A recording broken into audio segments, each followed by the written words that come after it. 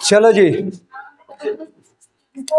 जैसा कि आप लोगों को पता है, स्कूल आप लोगों का खुल चुका है। बाउआ, स्कूल खुल चुका है और क्लास भी जाना है। तो अब तो टाइम बंद गया है कि टाइम से छुट्टी करना पड़ेगा। ए लड़का, कुछ कह रहे हैं ना? आप लोग को एकदम 6 बजे, मतलब 6 बजे क्लास शुरू कर दिया जाएगा। आज भर आप लोगों के लिए छूट है। 6:17 हो गया, 17 मिनट आप लोग टीम खत्म कर। हाँ तो आए लला खड़वा मुँह मार दम, कलम फेंक के कपार फट जाए। आप लोग को आए रहिए चाहे नहीं आइए, 6 बजे क्लास शुरू कल से, ठीक है? और कल से हमर थोड़े पहले घंटे, हम तो आराम से 6:30 में आ सकते हैं। जहिया में पहला घंटे रहेगा भैया ना 6 बजे, 6 बजे एकदम शुरू, एकदम टाइम से छोड़ना पड़ेगा। जोन टीचर एक्स्ट्रा टाइम लेगा, हमर घंटे मिल जाता, हम अपना उठाएंगे बैग और सीधे घर। अपना टाइम से पढ़ाइए खूब, तब 5 मिनट अपन घंटे में लेने देंगे। 5 मिनट से ज्यादा जहाँ हुआ तो तू ही पढ़ा, हम नहीं पढ़ा भाई, हम जा रहे हैं घर। एकदम टाइम से चलना है, ठीक? हाँ, भले हम कोई के 15-20 मिनट घंटी ले सकते हैं, लेंगे हम। तो दिक्कत हो तो जा घर, है ना? चलो, हम लोग पढ़ रहे थे भारत में राष्ट्रवाद। 2 गो लेक्चर इसका हो गया है, चलने वाला है ये लंबा, ठीक? तो एक एक करके पढ़ेंगे, इसी में ज्यादा टाइम लगेगा, ठीक ना? चलिए, आज हम लोग पढ़ने वाले हैं खिलाफत आंदोलन, ठीक? विश्व युद्ध और भारत के उसके साथ क्या संबंध रहा, उसको हमने पिछले क्लास में देख लिया था। आज हम खिलाफत आंदोलन देखें। अगर हम चाहते तो खिलाफत आंदोलन को शॉर्ट में भी खत्म कर सकते थे, वो मुँह जवानी, मतलब बिना देखे बिना यहाँ लिखे। लेकिन हमने सोचा कि आप लोगों को आजकल क्वेश्चन कहीं से भी बुक में से उठा देता है, तो लाइन बाय लाइन ही किया जाए, ठीक? नहीं तो आज हमें खिलाफत आंदोलन, असहयोग आंदोलन और सविनय आंदोलन तीनों खत्म कर देते एक ही दिन में। लेकिन 2 ही गो होगा, खिलाफत और असहयोग, आराम आराम से पढ़ेंगे, ठीक? तो चलो, सबसे पहले हमने देखो खिलाफत आंदोलन था क्या, हुआ कैसे। तो इसके पीछे कहानी है तुमको प्रथम विश्व युद्ध। प्रथम विश्व युद्ध चल रहा था, ठीक? और ब्रिटेन इस युद्ध में जीत गया, ठीक? यानी ये कहो कि मित्र राष्ट्र जीता और केंद्रीय शक्तियां युद्ध हार गई। उसी टाइम पे क्या हुआ था कि ब्रिटेन ने तुर्की को भी हराया था, ठीक? तुर्की को पराजित कर दिया। उसके बाद तुर्की में उस टाइम पे ऑटोमन साम्राज्य का शासन था, यानी राजा था ऑटोमन साम्राज्य के, ठीक? तो जैसे ही ब्रिटेन तुर्की को हराया, उसने तुर्की से ऑटोमन साम्राज्य के शासन को खत्म कर दिया, ठीक? काम खत्म, एक लाइन समझते जाओ। और तुर्की के सुल्तान को अपने शेष प्रदेशों में भी अपनी सत्ता के प्रयोग से वंचित कर दिया गया था। तुर्की में तो नहीं करेगा, इसके अलावा बाकी के भी जो शेष उसका बचा हुआ प्रदेश है, वहां भी ये राजा अपने शक्तियों का उपयोग नहीं कर सकता है।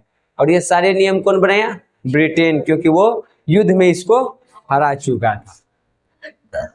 इससे क्या हुआ कि जो भी मित्र राष्ट्र थे चारों, उन लोगों ने ये डिसाइड किया, चारों में कह सकते हैं कि ऐसे रूस तो में निकल चुका था, लेकिन फिर भी मान लो जो मित्र राष्ट्र थे, उन्होंने डिसाइड किया कि जो तुर्की है चाहे इसके और बाकी के जो प्रदेश हैं, वहां पे सुल्तान नहीं होगा, बल्कि इनके द्वारा नियुक्त किया हुआ एक व्यक्ति रहेगा, एक उच्च योग रहेगा, और यही पूरे प्रशासन को चलाएगा। सुल्तान के सत्ता वहां से खत्म।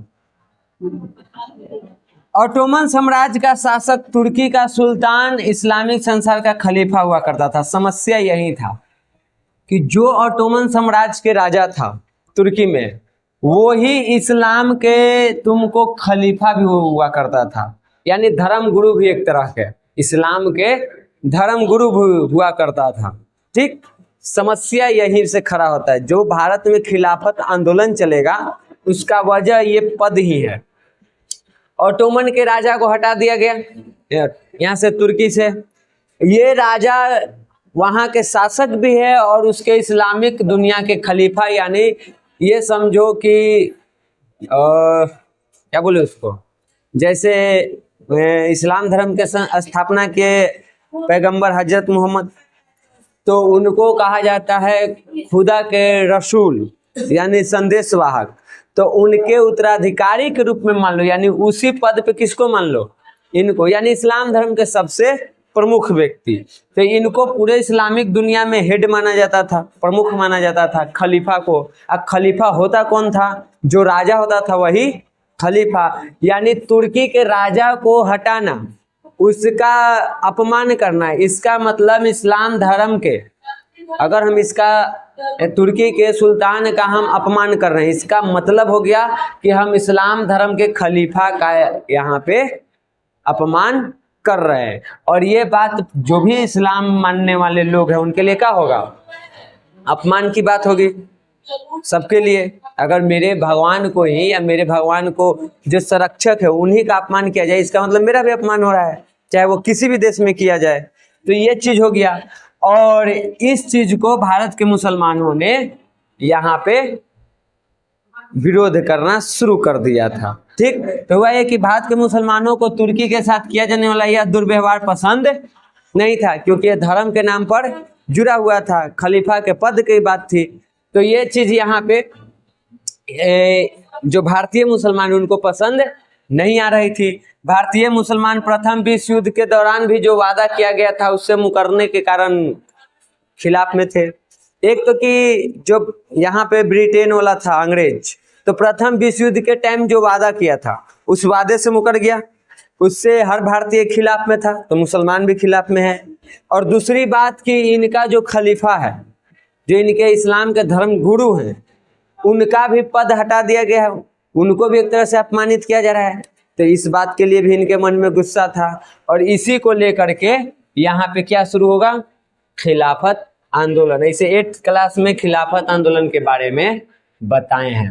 तो 1920 के प्रारंभ में भारतीय मुसलमानों ने तुर्की के प्रति ब्रिटेन की अपनी नीति को बदलने के लिए बाध्य करने लगा था, उसको मजबूर करने लगा था। जो भारत के मुसलमान थे वो 1920 के दौरान ही यहाँ पे अंग्रेजों के खिलाफ कार्रवाई करना शुरू कर दिए थे। किस लिए, कि आप जो तुर्की में कर रहे हैं वो गलत है, उसमें आप सुधार कीजिए। हो रहा है तुर्की में, लेकिन उसका विरोध कहाँ पे कर रहा है, भारत के मुसलमान, क्योंकि धर्म के नाम पे वो जुड़े हुए, उनके धर्म गुरु की बात है। ठीक, और इसी को आगे चल करके एक नया नाम दिया गया जिसका नाम है खिलाफत आंदोलन। और खिलाफत आंदोलन में बताए थे तुम लोगों को 8th क्लास में कि खिलाफत आंदोलन 2 भाई मिलकर नेतृत्व इसका कर रहा था। एक का नाम था शौकत अली, हमारा नाके टूट जाए ना, पता तो बीच में पकड़ पकड़ क्या करती है। एक का नाम था शौकत अली और दूसरा के नाम था मोहम्मद अली, शौकत अली। याद आया आज जो 8th क्लास में पढ़ा है। अब इधर उधर बुद्धि लगेगी तो फिर देंगे। देखो यहाँ पे ये 2 भाई हैं, शौकत अली और मोहम्मद अली, जो भारत में हो रहे खिलाफत आंदोलन का नेतृत्व किए थे। ठीक, बुक में नहीं है, हम लिख दिए हैं, अगर पूछे तो यहाँ से याद रखना। वैसे भी 8 में पढ़ लिया है तो पूछेगा तो कोई दिक्कत की बात उसमें तो नहीं है, सिलेबस से बाहर तो नहीं पूछेगा। चलिए इधर देखिए, अब यही मौका था गांधी जी के लिए भी। ये पूरा घटना कब का चल रहा है, 1920 के आसपास। गांधी जी 1915 में यहाँ आ चुके हैं। कितने तारीख को आए थे गांधी जी, भारत कब आए थे, कै तारीख के है कर बैठलो का खत्म है, वो में है ना, तो दिमाग कुछ लगा रहा है, वो में खाली साल है। आए 1 जनवरी के हैप्पी न्यू ईयर मनाए थे। 9 जनवरी 1915 को तो पन्ना को पलट रहे, याद है। इस दिन को कौन सा दिवस मनाते हैं, ये तो हम मुंह देख रहा है, हम मुंह पर सब लिखल है। देखो यहाँ पे तो महात्मा गांधी भी आए हुए थे। 1916 में कांग्रेस और इसका मुस्लिम लीग का समझौता भी हुआ था, जिसको लखनऊ समझौता कहते हैं। ठीक, और इसके पहले 1920 के पहले गांधी जी 3 आंदोलन भी चला चुके हैं, सत्याग्रह, खेड़ा, अहमदाबाद, ठीक, तीनों सक्सेसफुल है, तो अच्छा इमेज भी बना हुआ है। और गांधी जी लगे हुए थे एक मौके के तलाश में कि कब वो मौका मिले ना कि एक जन आंदोलन शुरू करे, यानी पूरा राष्ट्र के रूप में पूरे देश में एक आंदोलन शुरू कर दे। ये सब तो छोटा छोटा था, जो सत्याग्रह बिहार में रहा और खेड़ा अहमदाबाद आंदोलन ये गुजरात में रहा, वहीं तक सीमित रहा। इनको था पूरे देश में करना, और उसके लिए पूरे देश के लोगों को एक होने की आवश्यकता थी। और गांधी जी इस मौके की तलाश कर रहे थे, और उसमें सबसे बड़ी बाधा थी हिंदू मुस्लिम के यहाँ पे जो टकराव चल रहा था उसको कैसे एक किया जाए। और इस टाइम पे मौका मिल गया गांधी जी को। महात्मा गांधी और भारतीय राष्ट्रीय कांग्रेस के अमृतसर अधिवेशन, जो कि कब हुआ था, दिसंबर 1919 में। इस अधिवेशन में समर्थन पाकर यह आंदोलन काफी सशक्त हो गया। यानी दिसंबर 1919 में जब अमृतसर में कांग्रेस का मीटिंग हो रहा था, तो उस मीटिंग में कांग्रेस ने और महात्मा गांधी ने खिलाफत आंदोलन का समर्थन दे दिया, उसका समर्थन कर दिया कि हम इस आंदोलन में साथ हैं, मुसलमानों के साथ ये गलत हो रहा है, जुड़ गया, उसी के तो तलाश में थे, ठीक। नवंबर 1919 में ही महात्मा गांधी अखिल भारतीय खिलाफत आंदोलन के अध्यक्ष बन चुके थे। मीटिंग भले हो रहा है तुमको दिसंबर 1919 में, लेकिन उसके पिछले महीने ही नवंबर में ही गांधी जी इस आंदोलन के अध्यक्ष बन गए थे, क्योंकि इनको हिंदू और मुस्लिम को एक करना था, तो अध्यक्ष बन गए। इससे गांधी जी ने भी हिंदू मुस्लिम एकता को महान अवसर के रूप में देखा कि अगर आज हम इसका अध्यक्ष बन के इसके आंदोलन को हम सफल बनाते हैं, तो कल हिंदू और मुस्लिम को एक करने में आसानी होगी, आराम से मिला के और एक जन आंदोलन शुरू करेंगे और अंग्रेज को यहाँ से बिना लड़ाई झगड़ा के भगा देंगे। प्लानिंग एकदम जबरदस्त है, लेकिन जिंदगी में हम जैसा सोचते हैं वैसा होता नहीं है। हम प्लानिंग कुछ और करते हैं और ऊपर वाला अपना प्लानिंग करके रखता है, प्लानिंग कुछ और हो जाता है। तो यहाँ पे ये मौके के रूप में देखे, और खिलाफत आंदोलन करने वाले जितने भी आंदोलनकारी थे उन्होंने 3 गो मांग रखी, 3 मांग। वो 3 मांग देखो कौन कौन सी है, ये है तुम्हारी 3 मांगे। पहला चीज कि जो तुर्की के सुल्तान यानी जो खलीफा है उसको लौकिक अधिकार प्रदान किया जाए, क्योंकि धर्म गुरु है तो उससे संबंधित उसको अधिकार मिलना चाहिए, ठीक।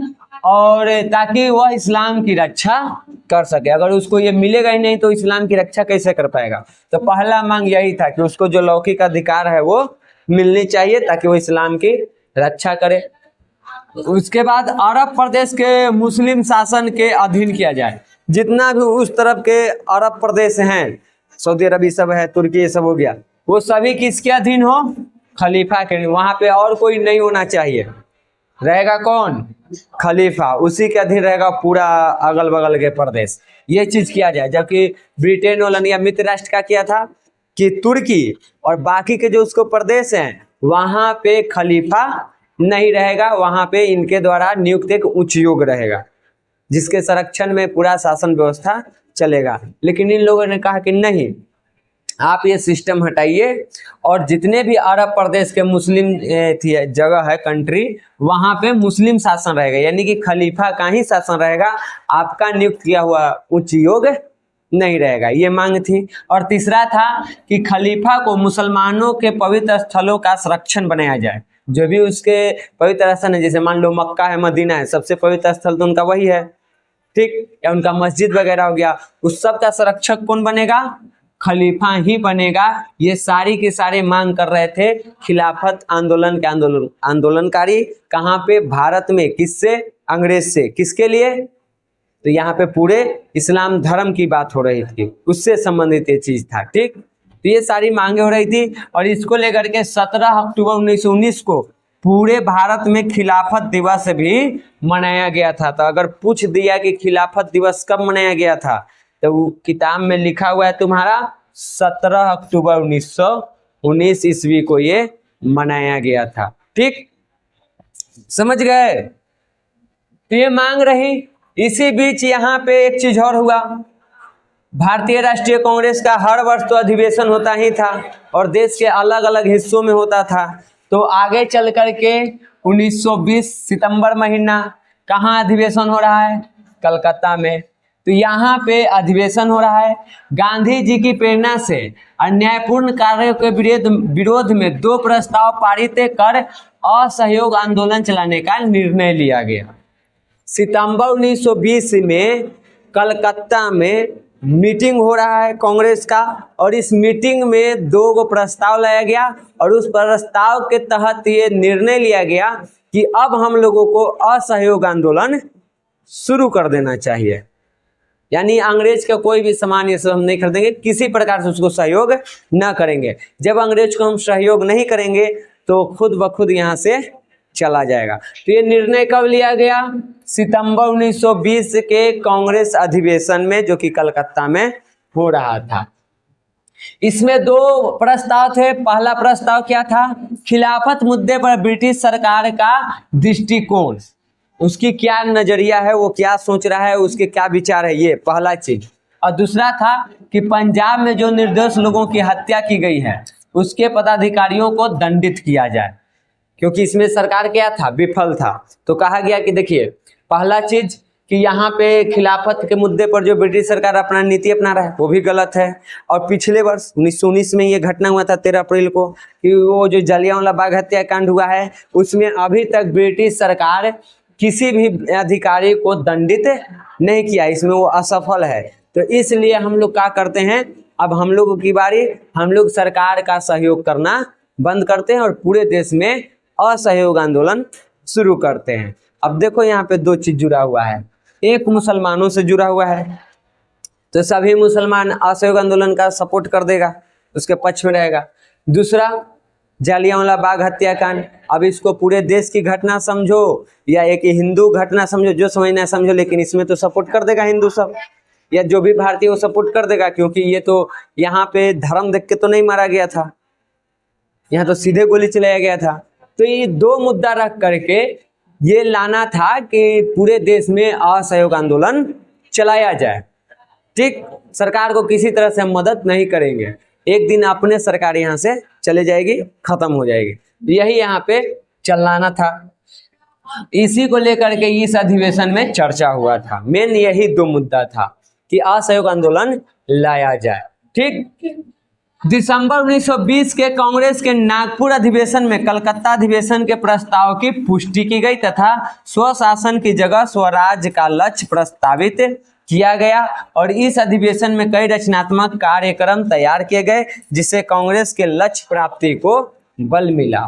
तो देखो, सितंबर 1920 में कलकत्ता में मीटिंग हुआ कि इन मामलों पर हम लोग असहयोग आंदोलन चलाएंगे, लेकिन अभी चलना शुरू नहीं हुआ है। फिर क्या हुआ कि यहाँ पे दिसंबर 1920 में कहाँ मीटिंग हुआ आपकी? नागपुर में। और वहां पे भी कलकत्ता अधिवेशन पे फिर से बात किया गया, इस बात की पुष्टि कर ली गई कि अब असहयोग आंदोलन शुरू होगा। तो प्रस्ताव पहले कहाँ आया था? कलकत्ता अधिवेशन सितंबर 1920, लेकिन इसकी पुष्टि कब हुई कि अब आंदोलन शुरू करेंगे? ये कब हुआ? दिसंबर 1920 नागपुर अधिवेशन में। ठीक, और कहा गया कि अब यहाँ पे स्वराज होगा, स्वशासन की जगह स्वराज, एक ही बात है। ठीक, तो इसको प्राप्त किया गया और कांग्रेस के लिए एक नया मिल गया मौका कि हमको अपने लक्ष्य तक कहाँ जाना है, क्या प्राप्त करना है। और इस तरह से यहाँ पे सारी बातें चल रही है, खिलाफत आंदोलन भी चल रहा है। अब आता है तुमको असहयोग आंदोलन। गांधी जी का कहो कि गांधी जी के जीवन का सबसे पहला जन आंदोलन, ये पहला उनका जन आंदोलन था। ये चला है तुमको कब? 1920 से 1922 ईस्वी तक। ठीक, याद रखिएगा, किताब में इसे लिखा हुआ है। तो देखिए, असहयोग आंदोलन महात्मा गांधी के नेतृत्व में शुरू हुआ था और इसको शुरू करने के 3 मुख्य कारण थे जिसके वजह से ये शुरू हुआ। पहला, खिलाफत का मुद्दा, खलीफा वाला तुर्की में, जिससे कि मुसलमान इसमें शामिल हुआ। दूसरा, पंजाब वाला तो बताइए दिए थे, जो जलियांवाला बाग हत्याकांड हुआ उसमें जो अभी तक लोगों को न्याय नहीं मिला था वो। और तीसरा नया जुड़ गया था नागपुर अधिवेशन से, क्या चीज? स्वराज की प्राप्ति। पहले से देखो, कलकत्ता अधिवेशन वाला में दो ही चीज की बात थी, एक खिलाफत के मुद्दा और एक जलियांवाला बाग में अभी तक किसी को दंड नहीं दिया गया था, यही दो बात। लेकिन जब नागपुर में अधिवेशन हुआ दिसंबर में, तो वहां पे स्वराज की प्राप्ति भी लक्ष्य बन गया और ये 3 कारणों से असहयोग आंदोलन शुरू हुआ। तो अगर तुमको पूछ दे कि असहयोग आंदोलन के मुख्य कारण क्या थे, लिखना है कि असहयोग आंदोलन के मुख्य कारण 3 मुख्य कारण थे जो इस प्रकार हैं, पहला, दूसरा, तीसरा। ठीक, तीनों को दे दिया तो कोई दिक्कत नहीं, 2 को पूछेगा तो 2 को पहले ऊपर वाला लिखेंगे। अगर 2 पूछा तो कोशिश करो कि पहले इन्हीं दोनों को लिखे, नहीं तो कोई 2 को लिख सकता है, उसमें कोई दिक्कत नहीं है। ठीक, तो लोग के कहिया से एग्जाम है स्कूल में? हाँ जी, कौन बोला 25? अरे 25 बोला कौन अब के? सोनू, तोरा कैसे पता कि 25 के हैं? इधर के सबसे हेड स्कूल कौन है तोरा ना पता है? कौन वाला में? जिला में? वो तो 11th-12th क्या से शुरू हो रहा है? 9th-10th वाला कब से है? आज से 11th-12th के एग्जाम है तिमाही। तुम लोगों का कब से है? देखे तो कि कहाँ तक गए, कितना पानी में है, कैसन हमर पढ़ाई के तैयारी चला, कैसन तुम्हारा चला। आज से तो 11th-12th वाला के पता चलेगा कितना। 11th के ना है, 12th के है। 11th के तभी एडमिशन नहीं हुआ है, 12th वाला है। चलिए इधर देखिए, तो आंदोलन शुरू होने वाला 1920 से 22। इस आंदोलन में 2 तरह के कार्यक्रम को अपनाया गया था।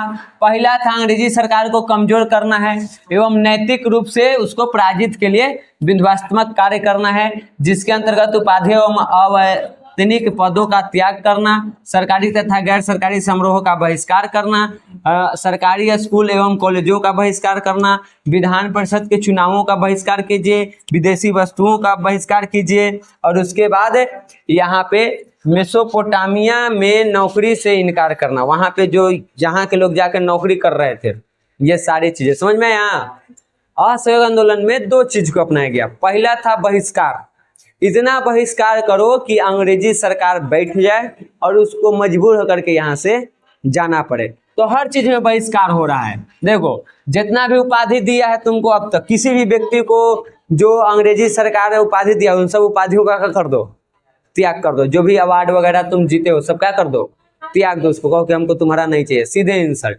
लड़ाई झगड़ा ये सब नहीं करना है, त्याग करना है खाली।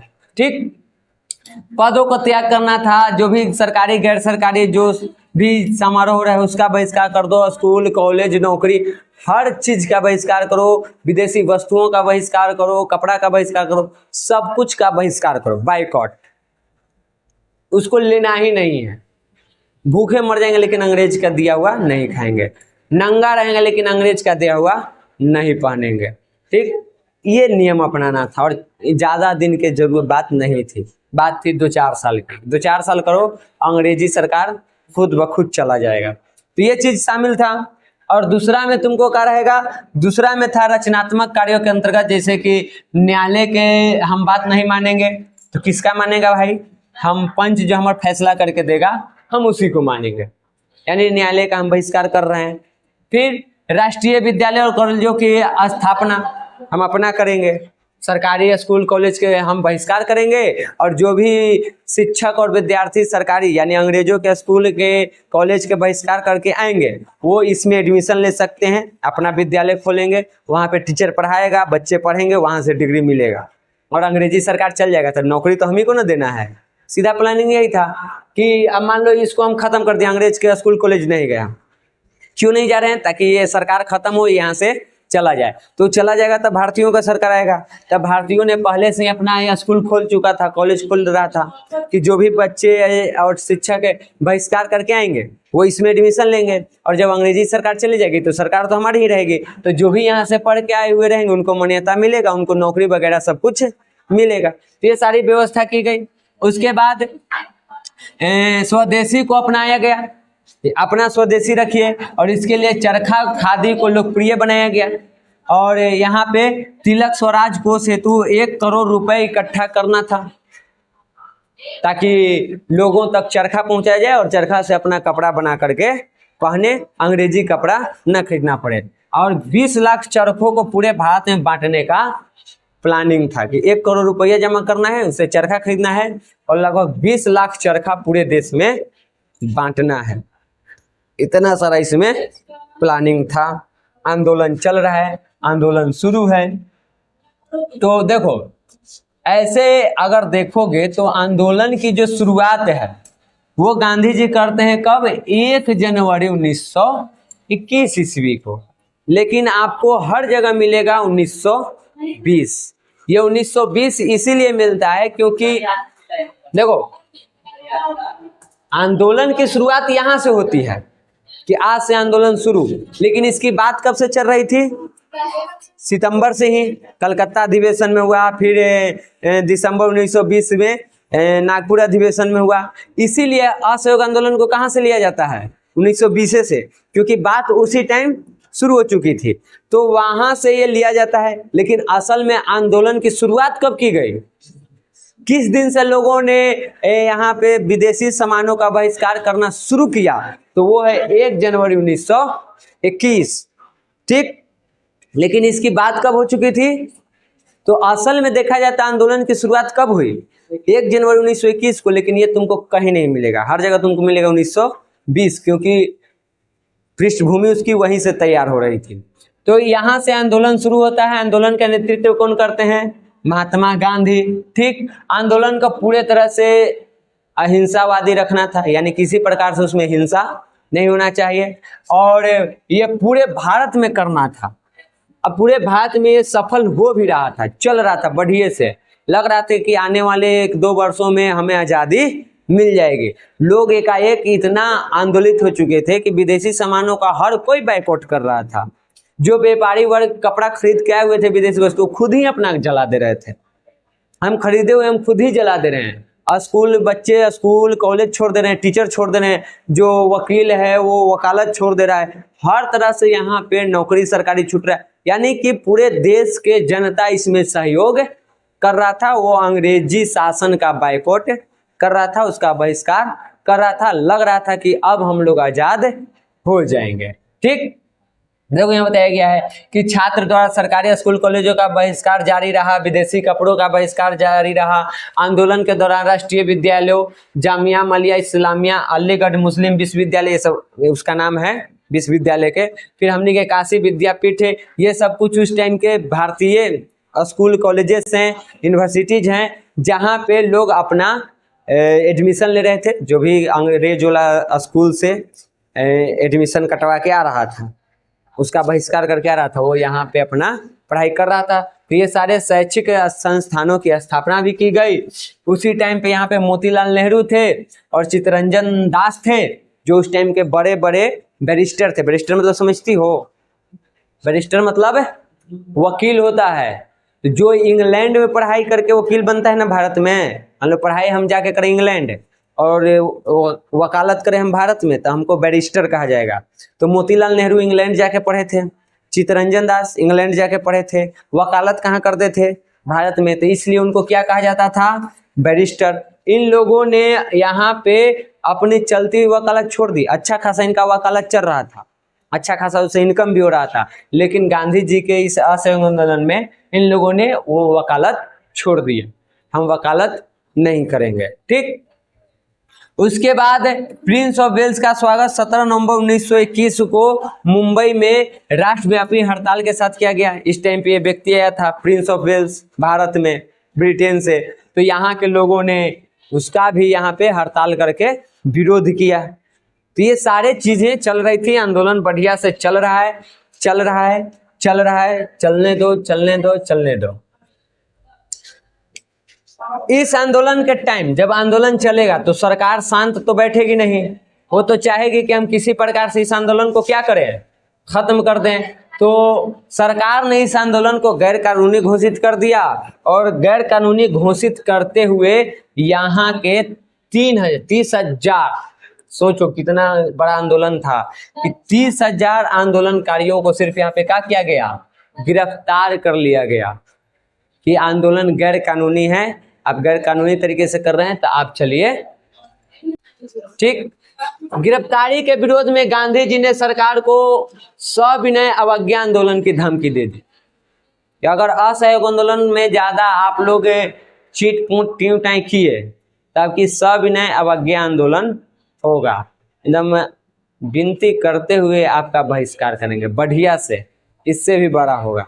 सविनय अवज्ञा आंदोलन हम लोग इसे कल पढ़ने वाले हैं, बड़ा था तो उसको हम छोड़ दिए कि एक क्लास में उसको खाली ले लेंगे, उसके बाद आगे देखेंगे। तो देखो, तो यहाँ पे गांधी जी ने सरकार को धमकी दी कि अगर आप इस तरह से कीजिएगा तो हम सविनय अवज्ञा आंदोलन कर देंगे।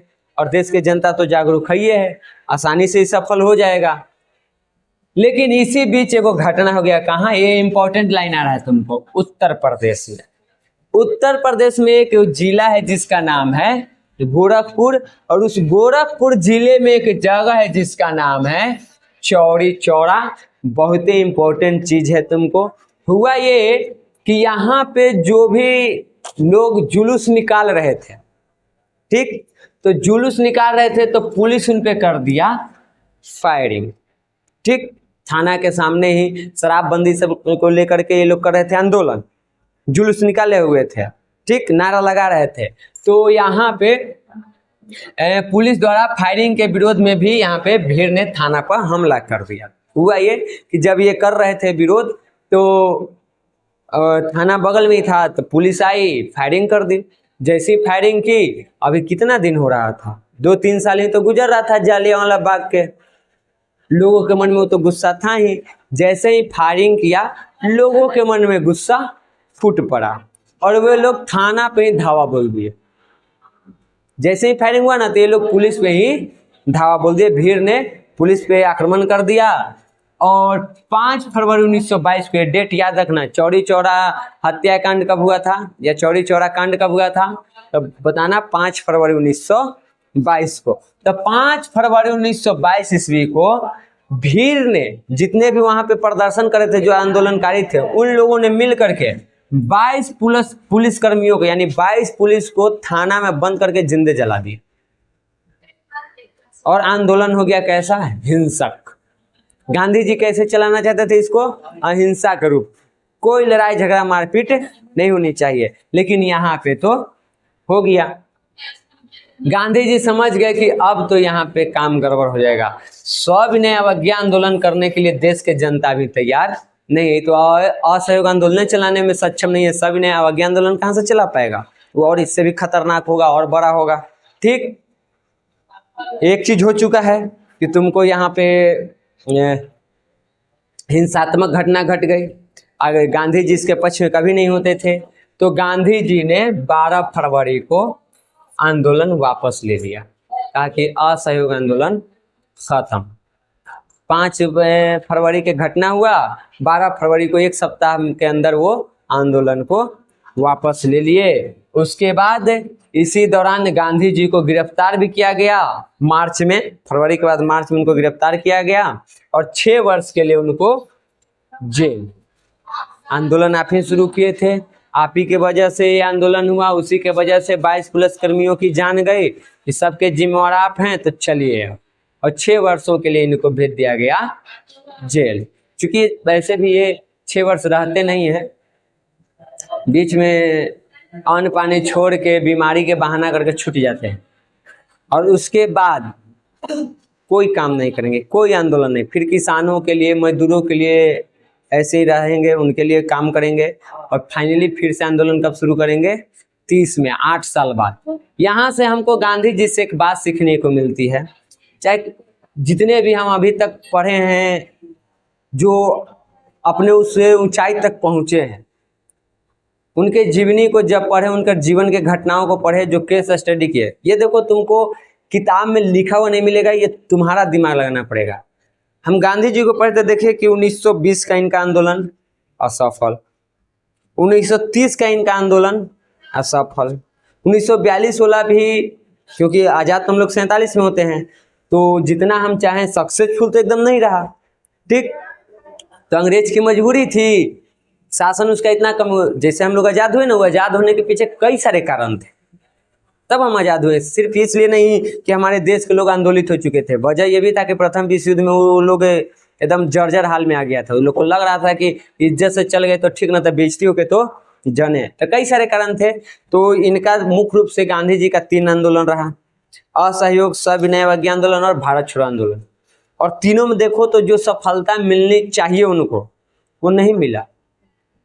सविनय अवज्ञा आंदोलन इनका फेल है, सरकार धोखा दे दिया, अंग्रेज धोखा दिया, फेल हो गया। असहयोग आंदोलन इनका असफल रहा। लेकिन ये व्यक्ति कभी हार नहीं माने। जिस व्यक्ति ने 1920 में असहयोग आंदोलन की शुरुआत की है, पूरा देश इनके साथ था।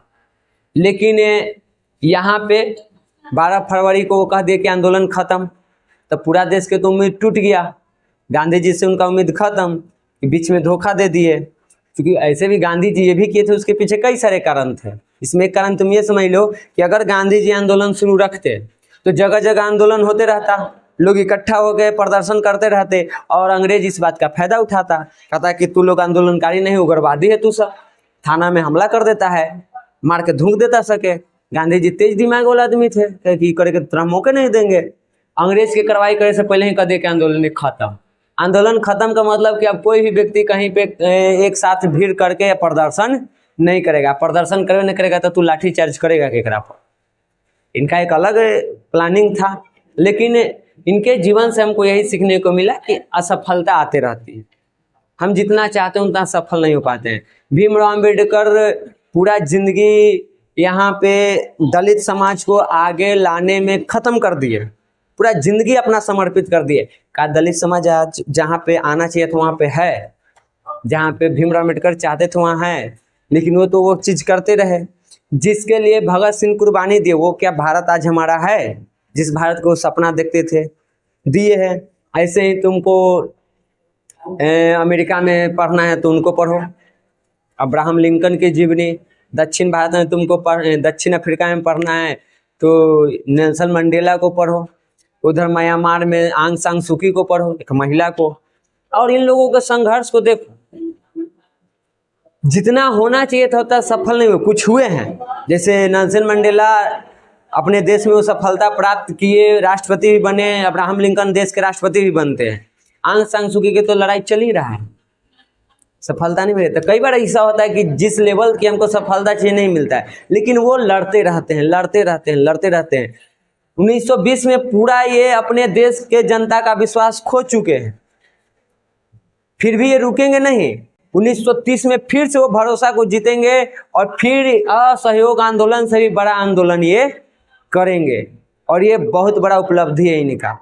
जो भी गांधी पे उंगली उठाता है, गांधी का किया है, उससे हम मुँह कहते हैं एक ही बात कि तोरा में इतने दम है तो अपन गाँव के एगो नल्ली साफ करेला, अपन गाँव के जेकर नल्ला में पानी गिर रहा है 4 आदमी के तो साथे करके नल्ली साफ करवा ले तो तोरा हम जाने को करावे के तो क्षमता है ना। ये पूरा देश के जनता को एक साथ सड़क पर लेके आने वाला व्यक्ति है, इतना पावर था इनमें। उसके लिए कितना इनको रणनीति बनाना होगा, किस लेवल पे इनको सोच ले जाना पड़ा होगा। आप पहले से भी एक हारे हुए हैं, असहयोग आंदोलन इनका खत्म है, फिर भी सब ने अवज्ञा आंदोलन कर रहे हैं, तो अलग लेवल के इनका पावर था। ठीक, तो इस तरह से इनका से हमको सीखने के लिए मिला मनोबल, रुकना नहीं है। सफलताएं तो आती रहेगी और उसको आना चाहिए। अगर जिंदगी में असफलताएं नहीं आ रही है तो नया चीज तुमको सीखने का मौके नहीं मिलेगा, फिर तू मरल लाश के जैसा हो जाएगा। जिंदा है तो कुछ हलचल होते रहना चाहिए, कभी खुशी कभी गम। ठीक, तो जब हम इतिहास को पढ़ते हैं, ऐसे लोग कुछ कहते हैं कि आर से पढ़ल जाए, एक बार गहराई से पढ़ो, कुछ सिखा रहा है। कुछ किताबी भाषा में तुमको सिखा रहा है और कुछ किताब से पीछे वो सिखा रहा है जो तुमको खुद ढूंढना पड़ेगा।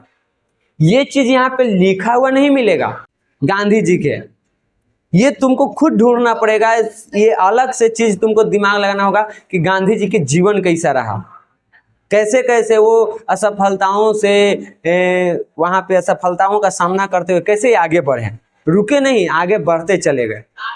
तो कुछ चीजें हमको किताब में अंदर रहती है, उसको मथ के निकालना पड़ता है। जैसे दही में मक्खन रहता है ना छिपा हुआ, मथ के निकालना पड़ता है और बिना मथे नहीं निकल सकता है। एक बार ऐसे चला दोगे तब मक्खन नहीं निकलता है, उसको महते रहो इसी से करके, ऐसे वैसी ये है। एक बार पढ़ोगे तो सब कुछ नहीं समझ सकते हो, तुम जितनी बार पढ़ोगे उतनी बार ये तुमको बेहतर रहेगा। हम अपना ही इसी चैप्टर में तुमको बता रहे हैं। जब पहली बार हम ही पढ़े ना कि बुक है पढ़ाने के लिए, कंफ्यूज हो गए हम ही। 1 सितंबर 1920, 1 दिसंबर 1920, असहयोग आंदोलन की शुरुआत हर जगह 1920 से 22, यहाँ किताब में लिखा है 1 जनवरी 1921। कंफ्यूजन के पूरा दुकान बन गया हमारे अंदर, दिमागे ना काम करे का सही है का गलत है। उसको बार बार पढ़े, 10 बार 15 बार 20 बार पूरे कहानी को हो का रहा है। जब भी कोई चीज ना समझ में आवे तो उसको 4 बार 5 बार 10 बार उसको पढ़ो, पढ़ते जाओ, एक एक लाइन करके तुर तुर के पढ़ो, फिर तुमको समझ में आने लगेगा कि क्या कह रहा है। पूरा कहानी तो दिमाग में जाने लगेगा, फिर दिमाग के इतना पता है कि हमको क्या करना है वो कर देगा। तो जब भी कोई चीज ना समझ में आए तो क्या करना है, 5-6 बार धर के उसको रगड़ो। अंतिम पेज है देखो। तो असहयोग आंदोलन क्या हुआ, अचानक से, कोई उम्मीद नहीं किया था कि ऐसे रुकेगा। कई लोग गांधी जी के खिलाफ भी इस टाइम पे हो गए थे, ठीक। उनमें से एक हमारे भगत सिंह भी रहे थे जो इसके खिलाफ में थे कि गलत किए हैं, लोग को उम्मीद दिलवा के और फिर उम्मीद को पीछे कर लिए, छुड़वा दिए, कई सारे हुए हैं। तो यहाँ पे असहयोग आंदोलन के अचानक स्थगित होने से और गांधी जी के गिरफ्तार हो जाने से खिलाफत आंदोलन भी खत्म, क्योंकि उसी के साथ तो मिलकर ये भी चल रहा था। दोनों खत्म, हिंदू मुस्लिम की जो एकता थी एक बार फिर से खत्म, अंग्रेज फिर से फूट डालो राज करो नीति अपना लेगा, ठीक। फिर से भारत में सांप्रदायिकता का बोलबाला हो गया, यानी धर्म के नाम पे दंगा फसाद फिर से शुरू, फिर से वो लड़ाई जिसको मिटाने में गांधी जी को इतना टाइम लगा था, उसको फिर से अंग्रेजों ने क्या करवा दिया, शुरू करवा दिया। लेकिन गांधी जी हार नहीं मानेंगे, ठीक। ना तो यहाँ पे स्वराज मिला, न ही पंजाब में जो अन्याय हुआ था उसका कोई अधिकारियों को दंड मिला। मतलब कि अगर देखा जाए तो असहयोग आंदोलन के जो लक्ष्य रख के जो आंदोलन शुरू किया गया था उसमें से कोई भी लक्ष्य प्राप्त नहीं हुआ। खिलाफत आंदोलन के मुद्दा फेल, जलियांवाला बाग हत्याकांड के मामले में दूसरा मुद्दा था, आंदोलन जो भी उसमें शामिल था उसको दंड दिलवाना, असफल। तीसरा था स्वराज को स्थापित करना है, स्वराज प्राप्त करना है, असफल। यानी देखा जाए तो जिस उद्देश्य से आंदोलन शुरू किया गया था वो तीनों में से एक भी उद्देश्य की पूर्ति नहीं हो पाई, और उसका उल्टा हो रहा है कि देश में सांप्रदायिकता के नाम पर अराजकता आ गई है, आपसी टकराव हो रहा है, दंगे फसाद हो रहे हैं, तो असफल रहा। लेकिन असफलता के बावजूद भी इस आंदोलन ने कुछ अपना उपलब्धि भी हासिल किया। जो मुख्य लक्ष्य था, जो मेन उद्देश्य था, उसको तो ये प्राप्त नहीं कर पाया, लेकिन बदलाव जरूर हुआ। जितना होना चाहिए उतना नहीं हुआ था, लेकिन बदलाव हुआ था। बदलाव का हुआ, कांग्रेस एवं गांधी में संपूर्ण भारतीयता जनता का विश्वास जागृत हुआ। पहला चीज देखने को मिला कि देश के पूरे जनता को गांधी जी पर भरोसा है, ये अच्छा चीज था, ठीक। कांग्रेस पर उसको भरोसा है, देश के जनता को यकीन हो गया था कि अगर देश को आज़ादी कोई दिलवा सकता है तो वो कौन है, कांग्रेस और गांधी, ठीक। एक चीज देखने को मिला था, पूरे देश में, भारत के इतिहास में अगर देखो तो पहला बार हो रहा था कि पूरे देश के जनता एक साथ आंदोलित हुआ था। ऐसा आंदोलन आज से पहले भारत के इतिहास में देखने को नहीं मिला था, तो ये कोई बढ़िया चीज था। ये ऐसा आंदोलन था जो पूरे देश को एक धागे में बांधने का काम किया। यहाँ पे भाषा, जाति, धर्म, क्षेत्र सब साइड हो गया था, लोगों में एकता थी, ये चीज देखने को मिला था। इस टाइम पे बाकी भाषा को छोड़ हिंदी को ज्यादा मान्यता मिला, चरखा और करघा जैसे चीजों को बढ़ावा मिला था, तो ये सब इसके फायदा है। अगर पूछे कि असहयोग आंदोलन के सफलताएं क्या थी, तो यही सारी चीजें आपको लिखनी है, यही उसकी सफलता थी। जो मुख्य उद्देश्य था वो तो पूर्ति नहीं हुआ, लेकिन कुछ अच्छा देखने को मिला। तो हमारे जीवन में भी जब कुछ बुरा होता है उसमें कुछ अच्छा छिपा हुआ रहता है, वो हमको दिखता नहीं है। आज लगता है कि वो हमारे साथ बुरा हो रहा है, लेकिन आने वाले 5 वर्षों में 10 वर्षों में लगेगा ना कि वो चीज मेरे जीवन में होना बहुत ही जरूरी था, अगर वो नहीं होता तो आज हम यहाँ नहीं होते। जिस समय वो घटना घट रही होती है तब तुमको लगेगा ना कि ये मेरे लिए, कि मेरा जिंदगी बदतर हो गया है, ये मेरे जीवन में नहीं होना चाहिए था। लेकिन अगर तुमको मूर्ति के जैसा पूजाना है, लोग तुमको मूर्ति के जैसा पूजे, तो फिर छेनी हथौड़ी के मार तो सहना पड़ेगा। और जो उस मार को सहता है, तो सहते जब मार पड़ता है तब तो उसको लगता है कि बड़ा कष्ट है, लेकिन अगर वो कष्ट नहीं सहे तो फिर उसको पूजा भी नहीं होगा। तो जिंदगी में जब भी कोई चीजें आए, मुश्किलें आए, तो बस यही समझना है कि कुछ अच्छा होने वाला है। वो जिंदगी में जब भी डिमोटिवेट होते हैं तो एक बार हंसते हैं, कहते हैं कि ये आज हम डिमोटिवेट हैं भाई, और खुशी इस बात की है कि मेरे जीवन में कुछ अच्छा होने वाला है। आज होगा कि 10 साल बाद होगा हम नहीं जानते, क्या पता आज हो रहा होगा, हमको लग रहा होगा कि मेरे लिए बुरा है, लेकिन आने वाले 10 साल में हमको पता चले कि नहीं, वो मेरे लिए अच्छा था, वो मेरे जीवन में होना बहुत ही जरूरी था। तो लगता है ठीक। बाकी जिंदगी है, जीते जाइए, अपने इतिहास से कुछ सीखते जाइए, और इतिहास पढ़ना बहुत जरूरी है, नहीं तो अपने पास्ट को नहीं जान पाओगे। पास्ट में क्या गलतियां हुई, क्या सही चीजें थी, इसको अगर जानना है, समझना है, सुधार करना है, लागू करना है, तो इतिहास आपको पढ़ना पड़ेगा। ठीक है, तो आज की क्लास आपको यहीं पे खत्म होता है। कल हम लोग गांधी जी के एक और आंदोलन जिसका नाम है सविनय अवज्ञा आंदोलन, उसको पढ़ेंगे।